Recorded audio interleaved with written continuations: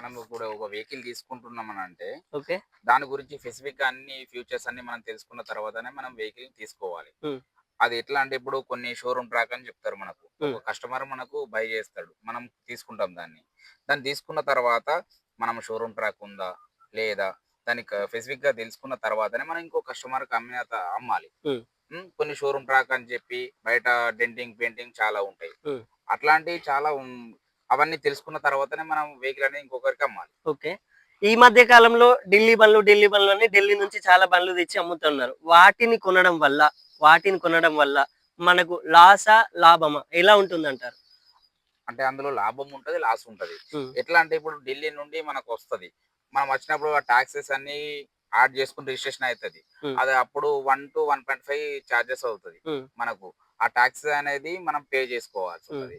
Up అక్కడ కొన్ని showroom track ఉంటాయి. నార్మల్‌గా షోరూమ్ ట్రాక్ కాకుండా బండి ట్యాంపరింగ్ చేసి హ్మ్.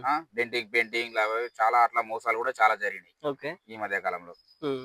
సో, మీరు ఎన్ని సంవత్సరాల నుంచి ఈ వ్యాపారంలో ఉన్నారు? 8 ఇయర్స్ అవుతుంది. 8 ఇయర్స్ నుంచి. మీరు మీరు చూసిన ఒడిదుడుకులు చెప్పండి. మన ప్రేక్షకుల కోసం. ఇప్పుడు చాలా జరుగుతాయి. ఒక సెకండ్ హ్యాండ్ వెహికల్ తీసుకోవాలనంటే ఎన్నో విధాలుగా మనం బండిని చూసిన తర్వాత ట్రయల్ చేయాల్సుంటది. ఆ ఇంజిన్ కండిషన్ ఎట్లుంది? హ్మ్. అవుట్‌లుక్ ఎట్లుంది?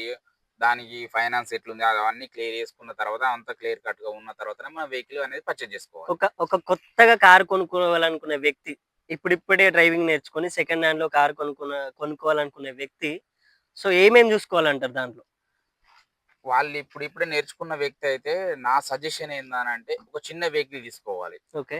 ఉన్న మొత్తం పెద్ద మొత్తంలో పెట్టుబడి పెట్టకుండా, హ్మ్. ఒక చిన్న వెహికల్ తీసుకొని, ఒక 2, 3 ఇయర్స్ అనే జర్నీ చేస్తా ఉంటే, హ్మ్. తనకు వెహికల్ గురించి అర్థమైపోతది. ఓకే. ఎక్కువ పెట్టుబడి పెట్టకుండా, చిన్న వెహికల్ అనేది తీసుకొని, దాని మీద దాని మీద మంచిగా నేర్చుకోవడం అంటే అనేది ఒక 5,00,000 వరకు, 3,00,000 ఎంతలో వస్తుంది? తక్కువలో తక్కువ కొత్త వ్యక్తికి ఎంతలో కారు రావచ్చు? ఇప్పుడు అందరికి కార్‌లో తిరగాలి అది ఉంటుంది. ఉంటది. అది కారంటే ఏదో పెద్ద మనుషులు కొనుక్కోవడం అదే ఉంటుంది అందరికి. అయితే మనకు ఒక సామాన్య ప్రజలకేందంటే చాలా మందికి కోరిక ఉంటది. ఇల్లు ఓన్‌గా ఉండాలి, కారు హ్మ్. ఉండాలి, హ్మ్. హ్మ్. ఫ్యామిలీతోని జర్నీ చేయాలి, ఎంజాయ్ చేయాలని ఉంటది. అవును. ఆస్వాదించాలి. ఇప్పుడు అట్లాంటప్పుడు ఏందంటే కొత్తగా నేర్చుకున్నప్పుడు ఒక చిన్న వెహికల్ తీసుకోవాలి. ఒక 2,00,000ల అట్లా హ్మ్. 2,00,000ల వెహికల్ తీసుకొని మంచిగా దాని మీద పర్ఫెక్ట్‌గా సో, ఎక్కువ ఒక మొత్తం 2,00,000 వరకు తీసుకుంటే ఎలాంటి లాస్ గూడా లాస్ ఉండదు. ఏముండదు. ఎక్కువ పెద్ద మళ్ళీ తను మొత్తంలో రీసేల్ మొత్తం ఫుల్ పర్ఫెక్ట్ అయిపోయిన తర్వాత రీసేల్ కూడా చేసుకోవచ్చు. హ్మ్. రీసేల్‌లో మళ్ళీ లాభం ఉంటుందండి లాభం అదే వ్యక్తికి. ఉంటదండి. ఆ! ఇప్పుడెందుకంటే వెహికల్ అంతా ఆయన జెన్యూన్‌గా వాడుకున్నప్పుడు జెన్యూన్‌గా చేపించుకోవాలి తను. హ్మ్. వాడు ఎంతైతే యూజ్ చేస్తున్నాడో ఆ హ్మ్. వెహికల్‌ని హ్మ్. Time to time oil change అయినా గూడా చిన్న చిన్నయి కామన్‌గా జనరల్ సర్వీస్ అనేది చేసుకోవాలి. సో, ప్రజలకు తెలియని విషయం ఏందంటే, ఎన్ని సంవత్సరాలు నడిపిన ఒక వ్యక్తి మీరున్నారు. మీరొక 2 సంవత్సరాలు, 3 సంవత్సరాలు లేదా 10 సంవత్సరాల నుంచి మీ దగ్గర వెహికల్ ఉంది. మీరు అమ్మాలనుకుంటున్నారు. అట్లాంటి వెహికల్ తీసుకోవడం బావుంటుందా? ఒక 2 ఎంత వరకు ఎన్ని సంవత్సరాలు నడిపిన వెహికల్‌ని కొనుక్కుంటే లాభం జరుగుతుంది? ఇప్పుడు లాభం అనేది ఏందంటే ఇప్పుడు వెహికల్ అన్నీ గూడా చాలా ఇప్పుడు కొందరు ఉంటారు. ఎంప్లాయీస్ ఉంటారు. హ్మ్. తనేంది వెహికల్ తీసుకున్నాడంటే ఎక్కువ ట్రాన్స్‌పోర్ట్ అనే జర్నీ చేయడు. హ్మ్. హ్మ్. అట్లాంటి వెహికల్స్ లాంగ్ అయినా పర్లేదు. 5, 6 ఇయర్స్ అయినా, 10 ఇయర్స్ అయినా పర్లేదు. హ్మ్. No issue. అట్లాంటి వెహికల్స్ తీసుకుంటే జెన్యూన్ ఉంటది. తను జెన్యూన్‌గా ఉంటాడు. సర్వీసింగ్ చేపించుకుంటాడు. వెహికల్ మెయింటెనెన్స్ కూడా బాగుంటది. ఓకే. అట్లాంటి సో, వెహికల్స్ అది ఓకే. ఎలా తెలుసుకోవాలి? నార్మల్‌గా ఇప్పుడు నేనున్నానండి. నాకు దీన్ని చూడడం ఒక కార్‌ని చూడడంతోనే నాకర్థం గాదు. దాని కండిషన్ ఏంది?